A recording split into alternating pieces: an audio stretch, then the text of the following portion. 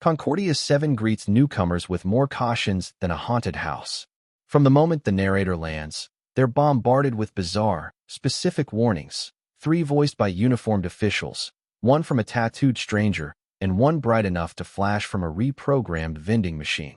Do not engage in neon red. The star base is equal parts diplomatic hub and nervous system overload, orbiting a moon that looks like it was bitten in half. Ambassadors stand like ticking pieces in a cosmic chess game. The station itself hums with tension. At the eye of this nervous hurricane sits Princess Airville of Tile, an alien of mythic reputation. The sort of royalty who supposedly walks through bulkheads and whose gaze is described as silver whirlpools of probable outcomes. Naturally, because of human curiosity and bad decision-making, the narrator does what everyone told them not to do: engage her. It's day 7 when the narrator's casual attempt at conversation in the mess hall turns into a defining moment. The cafeteria atmosphere is bland, synthetic pasta and a distracted technician reading diagnostics on a phantom sensor, which turns out to be a large spider he names Bartholomew. Then the pressure shifts. The room tightens like the opening bass line of an omen, and Airville appears.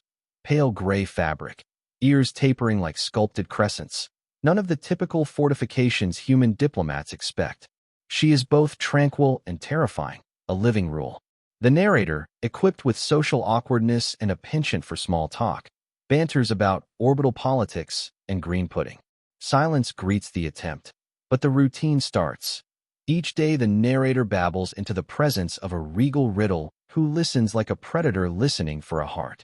The scene establishes the dynamic.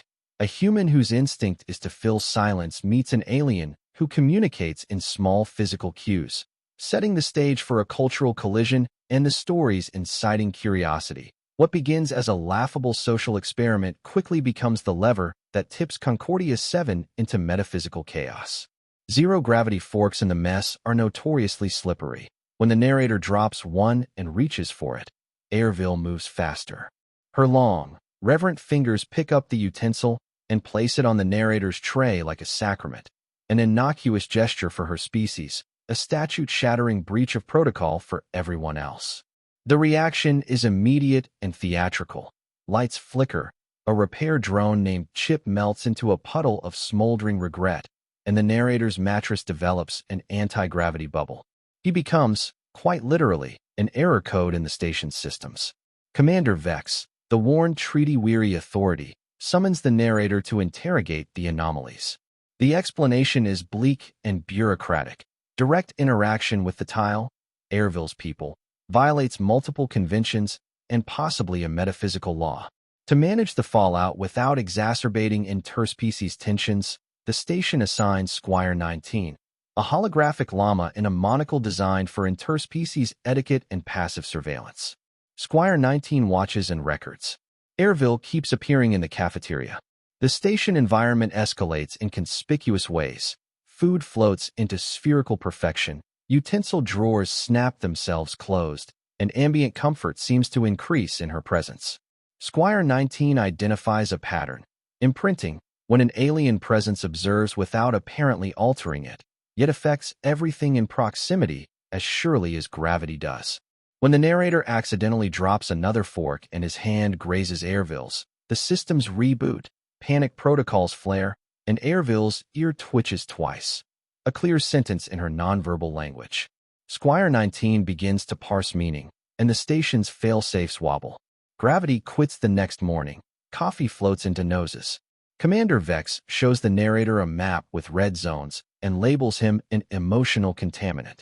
The council decides the connection, strange and destabilizing as it is, may avert a war. The narrator must continue contact. The policy is surreal. Sit and monitor, accept the risk, and if the alien hands over cutlery, they will cross that crisis when we get there. The fork incident reframes the narrator from a clumsy civilian to a linchpin in political and metaphysical stability, forced into the uncomfortable role of emissary by accident. The relationship between the narrator and Princess Airville shifts from curiosity to structural transformation. Airville's presence begins to manifest psychically across Concordia 7. The diplomatic wing starts to mirror the alien's native atmosphere. Crew members share vivid dreams of silver trees, and an ambassador communicates solely by interpretive dance. Squire 19 catalogs the phenomena clinically. Proximity to Airville produces cross-species neural alignment and perception alteration. The alien's next gesture is both literal and symbolic. She offers a triangular, vibrating construct that unfolds into a bond matrix, a projection linking their silhouettes with a luminous thread. Squire 19 interprets the construct as an invitation, emotionally binding. The narrator is equal parts alarmed and complicit. When he taps the table, the thread brightens. The station responds like a living organism. Bunk hums in minor keys.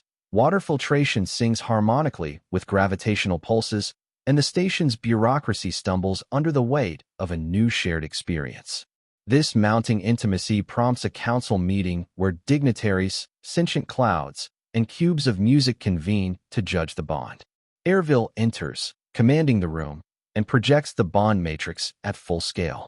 Her small gestures, turning her ear forward and touching her temple, carry enormous meaning. She utters the narrator's name through these gestures. Squire 19 audibly registers shock. That gesture is now his name within her language. The council vibrates with speculation. Gravity ripples like laughter. Airville's nonverbal naming has reprogrammed the station's physics and social order. The narrator, who once sought to survive shifts and faulty utensils, is suddenly recognized as a cultural and metaphysical node. That night, Airville appears at the narrator's door and, with Squire 19's dry commentary, he learns the grammatical reality. He is hers. They board a shuttle and leave Concordia 7 behind. Squire 19 clarifies terms with comedic understatement. This is cultural escalation, possibly romantic, definitely interdimensional. The destination is the Veil Chart, an ancient orbital platform described like a cathedral composed of mathematics. Inside its core chamber sits a crystalline sphere that recognizes Airville and the narrator.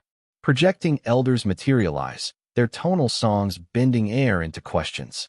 They seek the origin and meaning of the bond. It becomes clear to the narrator why he was chosen, not for power or lineage, but for everyday human traits, clumsiness, humor, and a fearless willingness to be present. Those qualities mirror what his alien counterpart requires, a bridge between species that is human in its vulnerability and steadiness. At the Veil Chart, the elders examine the bond with gravity defying ritual and linguistic geometry. The bond matrix expands, revealing a web that connects the narrator to the station, its crew, and the singing water itself. The elders hand him the crystalline orb again.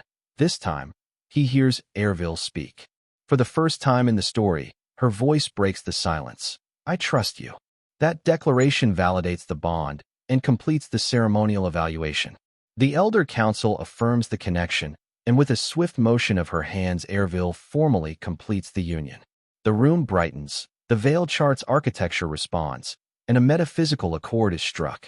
They return to Concordia 7 to find the changes integrated into everyday bureaucratic life. Bartholomew the Spider is elevated to a minor deity. The lounge becomes a music school, and the station's once catastrophic anomalies settle into what the narrator calls polite bureaucratic chaos. The narrator's identity has shifted from an unnoticed technician to a symbolic nexus, the human bridge between civilizations. The story closes on a playful, slightly wistful note. The narrator is no longer the guy who dropped forks, but the one who sat in silence until it spoke back.